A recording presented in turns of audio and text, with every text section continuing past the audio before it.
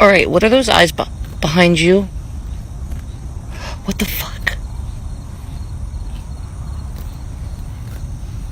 What is that?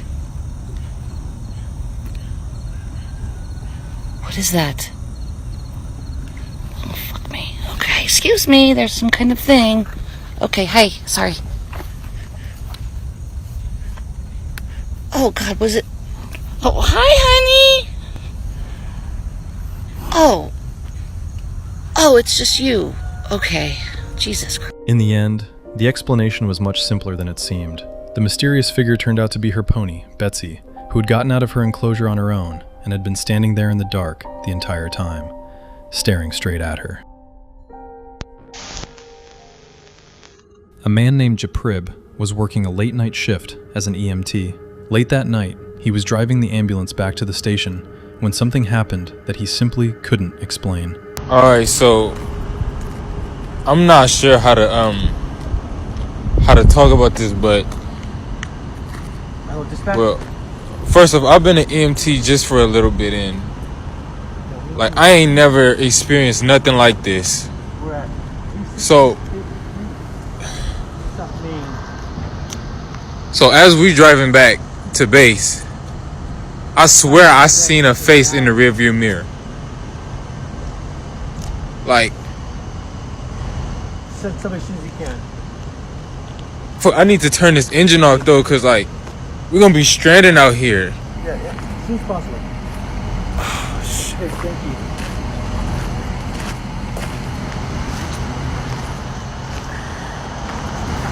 I'm not trying to go back near this truck.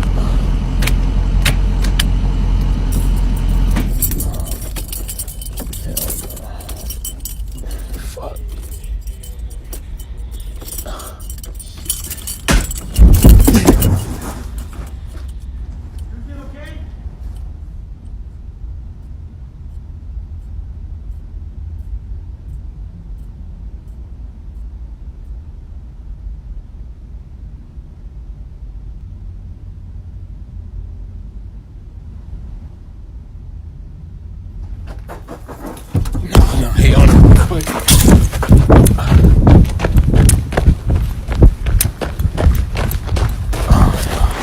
No. I don't know if you see it, but can y'all see that back door? Like, it just, oh shit. Like, it just flew open, like, can y'all, oh. Nah, what the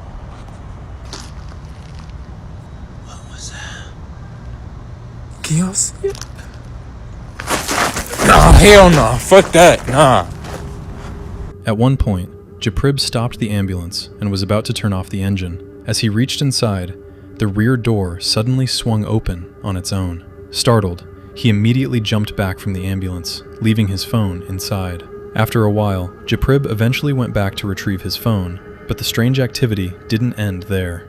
Soon after, he and his partner noticed a strange shadow inside the ambulance, quickly moving back and forth. According to Japrib, the experience frightened him so much that he refused to get back into the ambulance. He contacted his employer and asked someone to come pick up the vehicle while he called a cab and went home.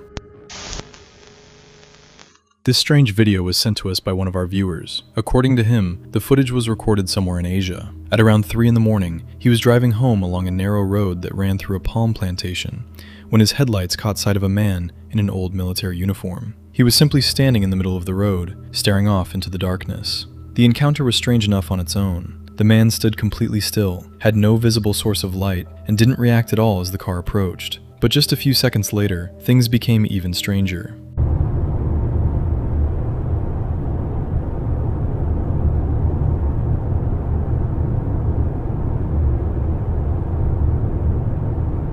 After driving a little farther, the driver spotted 2 more figures who looked almost identical. They were wearing the same kind of old military uniforms and walking calmly side by side down the middle of the deserted road. Even as the car approached, neither man turned around, and they seemed completely unfazed by the headlights behind them. What made the scene even more unsettling was how closely their movements matched. The same pace, the same stride, even the same movements of their arms. According to the person who recorded the video, he had no intention of stopping to find out who these people were or what they were doing there in the middle of the night. So he kept driving and simply passed them. Who these people were and why they were out on a deserted road in the middle of the night, surrounded by complete darkness, with no flashlights or any other visible source of light, remains unknown. Of course, there may be a perfectly ordinary explanation for all of this. A woman named Gabrielle and her friend Ashley set out to explore the abandoned Northern State Mental Hospital near Cedro-Woolley, Washington. While walking around the grounds of the abandoned facility, the two suddenly heard piercing screams of a woman coming from somewhere in the distance.